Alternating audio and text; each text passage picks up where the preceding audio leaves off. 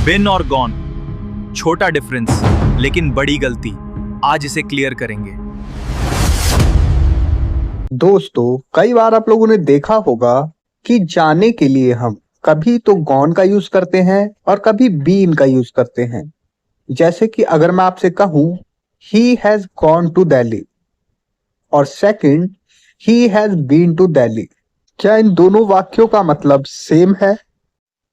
अगर आप सोच रहे हैं कि हाँ, इन दोनों वाक्यों का मतलब सेम ही है, तो आज आपकी इंग्लिश की सबसे बड़ी गलती पकड़ में आने वाली है।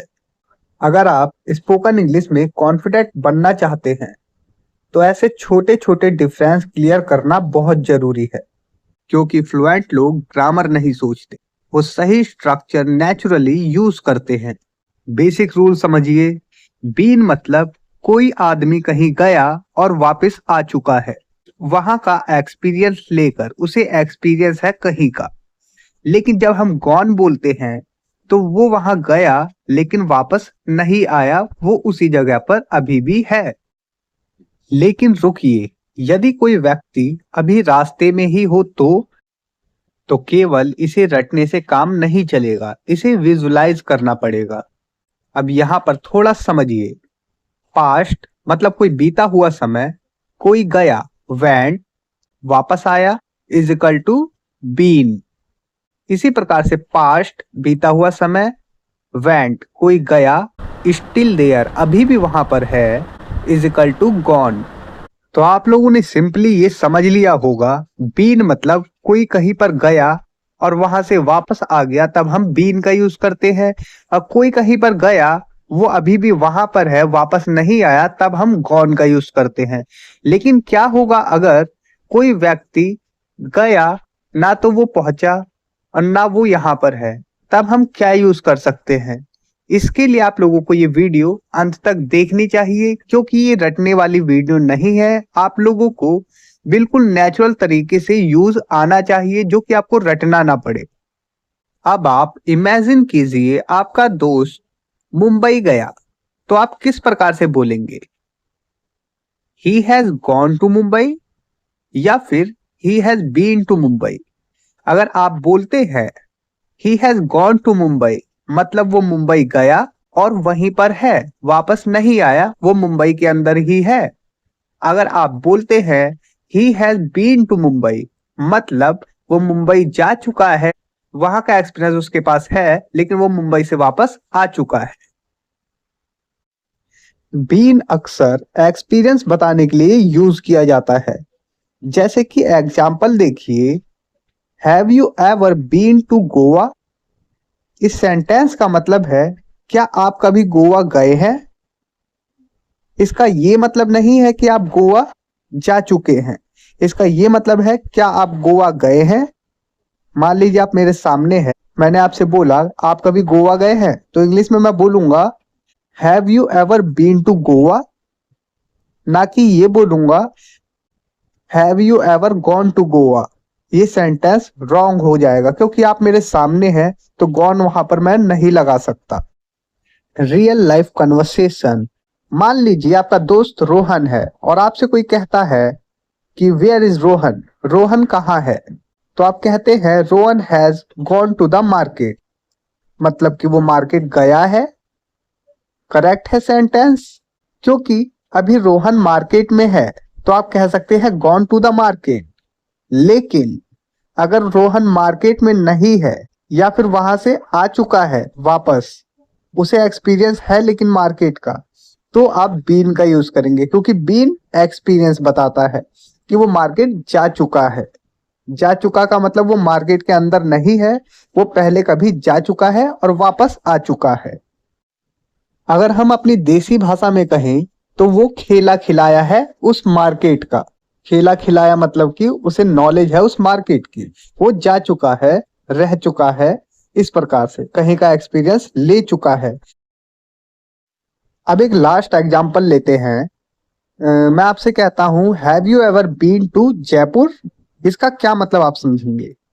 क्या आप कभी जयपुर गए हैं, मतलब वहां से होकर आ चुके हैं, कभी एक्सपीरियंस लिया है जयपुर, कभी गए हैं आप लाइफ में, ये सेंस है।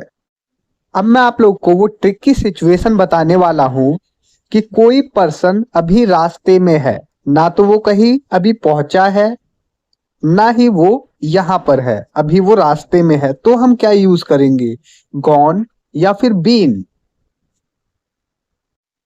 मान लीजिए कोई दिल्ली जा रहा है और मैं कहता हूं he has gone to Delhi, वो दिल्ली जा चुका है।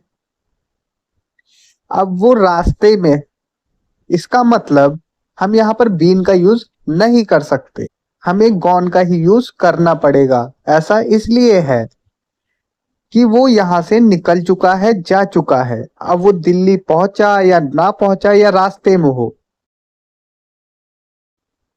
इम्पोर्टेंट ये है कि वो वापस नहीं आया। जब वापस नहीं आया तो हम उसे गॉन ही बोलेंगे, he has gone to Delhi, वो दिल्ली जा चुका है, मतलब निकल चुका है और वापस अभी नहीं आया है। अब चाहे वो रास्ते में हो या फिर वो दिल्ली पहुंच चुका हो, हम गॉन ही बोलेंगे।